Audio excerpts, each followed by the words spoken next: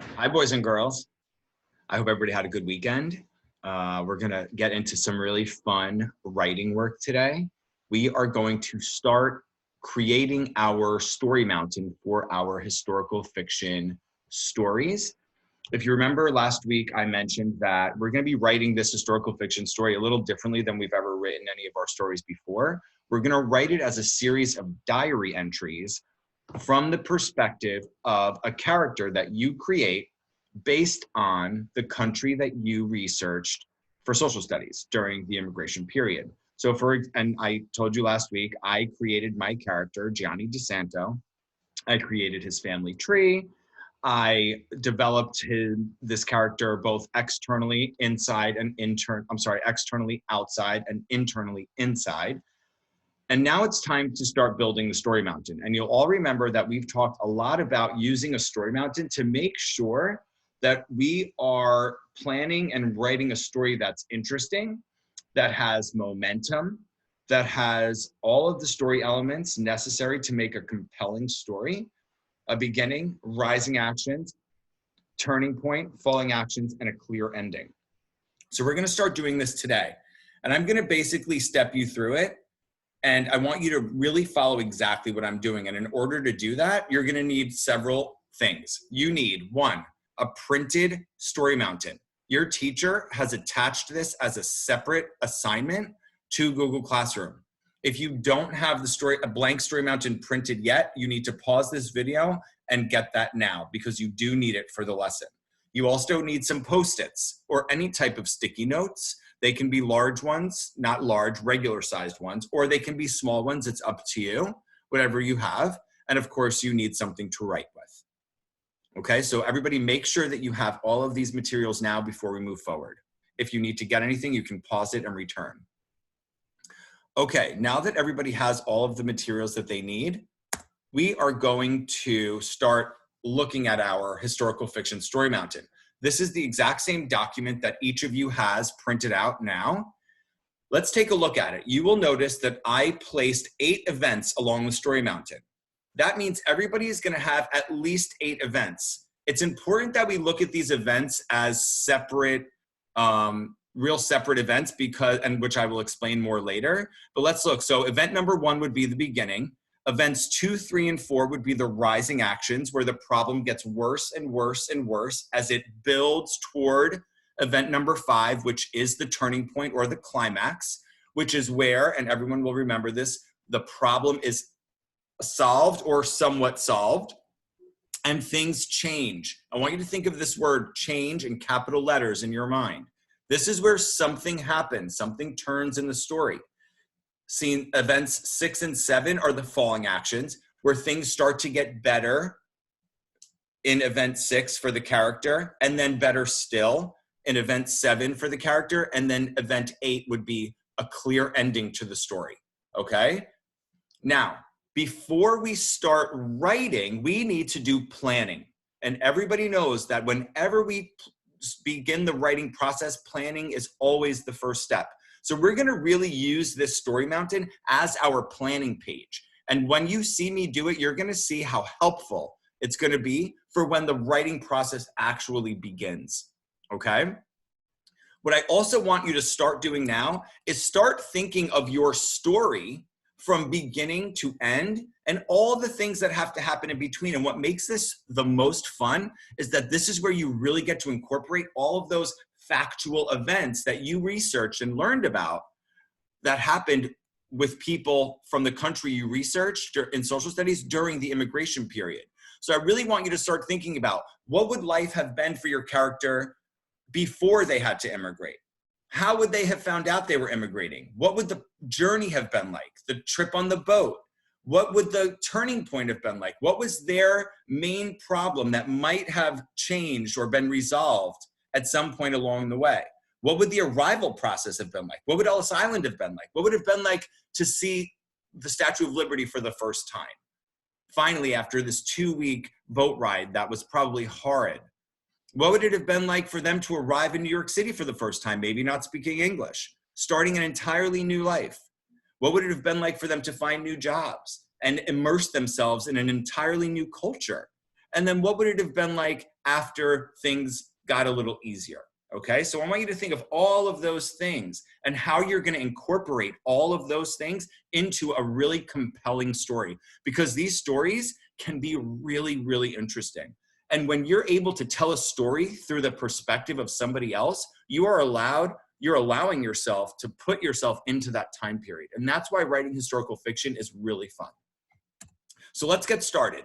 I want us to really think of our diary entries and the events on our story mountain as one. Okay, so what we're going to do is we're actually going to use the story mountain to plan the diary entries that we're going to write. So this is going to make it really easy for you to figure out what is going to go in each diary entry and how you decide which diary entries you're going to write and what order they go in. Okay, so I'm thinking in my mind, okay, the first event on my story mountain is really the beginning. It's before the journey even starts. So I think it's probably a really good place to start and have the first event on your story mountain to be an overview of what life is like for your character prior to their immigration journey. Okay? So what we're going to do, so I'm going to show you how I do this, and I want you to do the exact same thing. Once I show you how I did it, I want you to pause the video and I want you to do the exact same thing, but with your character. So first, I started thinking to myself, well, what are some things I could write about in my first event on my story mountain that would provide an overview of what life is like for my character prior to their immigration journey? So I started thinking, okay, well, I can provide their name and their age, where they live, what they do they go to school or go to work, what their life is like, what their family is like, and any historical events that are happening around them. And this is all the information that you've extracted from the website when you did your social studies research. So once I started thinking through those things, and those are the same things that you can include in your first event, if you choose, those are really good tips, so I hope that you follow them. I then took a Post-it, and what I did was I summarized what this first journal entry is going to be about. Remember, the planning page, the story mountain, should be fairly quick, okay? A Post-it is more than enough space for me to summarize what this diary entry is going to be about. But guess what? My diary entry is going to be long. It's going to be long and strong. It's going to be robust. It's going to be full of details. It's going to be full of dialogue. It's going to be full of storytelling. This is merely just a summary of what that diary entry is going to be like. I also want you to think of the story mountain as a pathway. You are setting a pathway for your writing process. You're doing a lot of work now so that when you start the writing process, you can just travel the path and you can express yourself through your writing much more freely and easily. So you'll notice that I gave it I'll read you this first one. The other ones, I'm not going to go into so much detail. So I basically matched what I thought would be some good stuff that I could include in this first diary entry. My name is Gianni DeSanto, and I live in southern Italy with my family. I'm 10 years old. I don't go to school because I have to work the farm. We have very little money, and the Civil War is bad. So you'll notice I included the name, the age, where he lives, what he does. I talked about the family, and I talked about the historical events. So if you were researching Italy, you know that the Civil War in Italy at this time caused a lot of problems, and a new financial structure created a discord between the northern part of the country and the southern part. The northern part of the country got wealthy, and the southern part of the country got poor. So people in the southern region of the country, a lot of them ended up immigrating to America. That's me including those historical events. Notice I put a 1 in the top right corner of my Post-it. That is so that I know it corresponds to the first event on my story mountain. Once I finished summarizing that first diary entry on this Post-it, I went ahead and I placed it on my story mountain.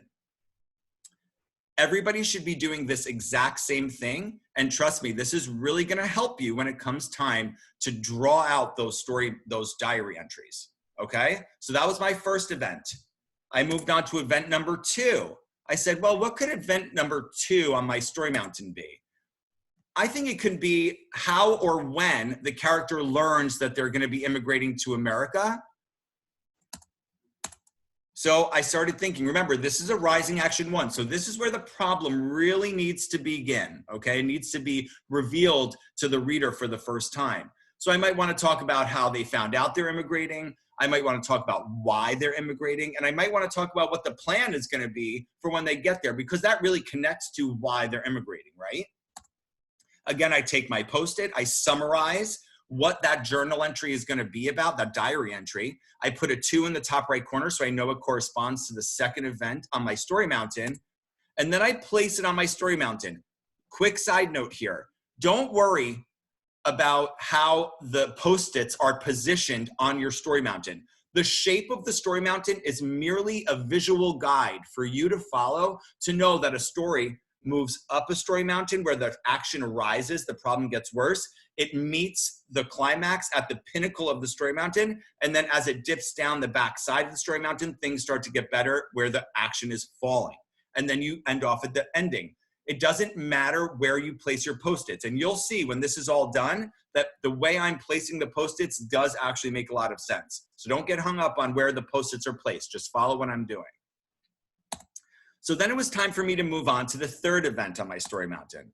And I said, oh, I think this could really be the beginning of their immigration journey, okay? So I took my, I started thinking about, all right, what can I talk about here? Remember, this is rising action number 2. Now the problem has already revealed itself. Now the problem starts getting worse. Don't forget, through your rising actions, the problem is getting worse and worse and worse as it approaches the pinnacle or the turning point. I can talk about how their journey begins. Do they live close or far from the boat? Was the boat what they expected? What were the conditions on the boat like? Okay, this is where you can get really descriptive. Okay, we all know through our research, the boat ride or the boat journey from one country to America was not good. And most of these people were moving because they didn't have enough money in their home country to sustain a pleasurable life. So they're moving to America for a better life. And they're using, most likely, they're using the last money that they have on this trip. Therefore, they're not in first class, they're most likely in steerage. And if you researched properly, then you learned that steerage was not a desirable place to be on a boat for 2 to 3 weeks. I took my Post-it, I summarized what this journal entry, this diary entry is going to be about. I'm going to read this one because I think it's interesting. So I said, we begin our journey. We travel all day by donkey to the port of Naples. So what I did was I decided, well, I know that my character is from the southern region of Italy. The southern region of Italy happens to be quite mountainous. So in my mind, I'm picturing Gianni and his family, the DeSanto family, living in a mountain village in the southern mountainous region of Italy. Now, that is not close to any boat, so they would have to travel to the boat. That's part of the journey. So they had to travel by donkey to the port of Naples, where they finally boarded the boat. The conditions were horrible. There were no beds. There was a stench. It was disgusting. There was no food. People were dirty. They were fighting because they were so uncomfortable and angry. There are rats, other vermin. There are bugs. There's disease and sickness. And the boat trip is going to take 2 to 3 weeks. So living in these conditions is going to be really, really challenging. And thinking about how challenging it is, that gave me the idea for what the problem is. People are going to get really out of sorts here. And although Gianni is a really fun-loving kid and he loves his family and he's super loyal, even Gianni is going to have trouble dealing with such conditions. Okay? So after I planned out that Post-it, I added it to my story mountain. So you'll notice my story mountain is starting to come together. So I have events 1, 2, and 3 planned out so far. I'm going to move on to event 4, mid-journey. Okay, now again, remember, I'm really thinking about, now I'm getting really close to that turning point. I have to make that problem get really bad right now in this journal entry. And so I have to start thinking about, how am I going to do that? So rising action 3, I said, okay, I can talk about what's happening on the boat. Very specifically, I want you to try talking about how the main character, your main character, is reacting to the situation, because most likely that's going to be the main problem. How are the problems getting worse? Remember, you're approaching the turning point. This is your last chance to create as much drama as you can before the turning point. So I summarized and I decided, well, I think the biggest problem for Gianni right now is that everyone is going crazy in this unbelievably horrible situation on this boat with the rats and the sickness and the tight quarters. And being trapped together is making Gianni and his family fight. And Gianni realizes that he hates his family. And he wishes out loud, maybe, that he stayed home behind without them. And he doesn't regret it. And he just is so upset and unhappy because he asks questions and nobody will give him an answer. We remember that Johnny asks a lot of questions. He's very inquisitive and curious. But in this situation, he's just unhappy. And he says, I wish that I stayed home without my family. I hate them. Then I take my fourth Post-it, I place it on my story mountain. Again, you'll see that it's starting to come together. And now I'm really starting to think about, now I've created and presented a real true problem. I have to figure out exactly how that problem is going to get solved. And that's where the turning point scene, event 5 on my story mountain, is going to get really exciting. Okay? All right, we're going to stop there for today. I think that doing half of our story mountain today is a good amount of work. We're going to finish the other half of the story mountain tomorrow. And while I take this break, I'm going to also be thinking about how am I going to make the turning point really dramatic, okay? So your assignment today, if you did not complete the first 4 events of your story mountain throughout the lesson, then you're to do that now, okay? Your story mountain should look similar to the way mine looked. Everyone should have at least 8 events. If you feel like, if you're feeling like you want to add more, then you are absolutely allowed, but everybody should have at least 8 events, which would then equate to 8 diary entries. Tomorrow, you are going to be responsible for uploading a picture of your completed story mountain to your historical fiction e-writer's notebook. So my point being, everybody should have a completed story mountain because your teacher is going to be checking it. Everybody should have a completed story mountain because it's going to help you in the writing process. Okay? All right. Good luck. Have fun.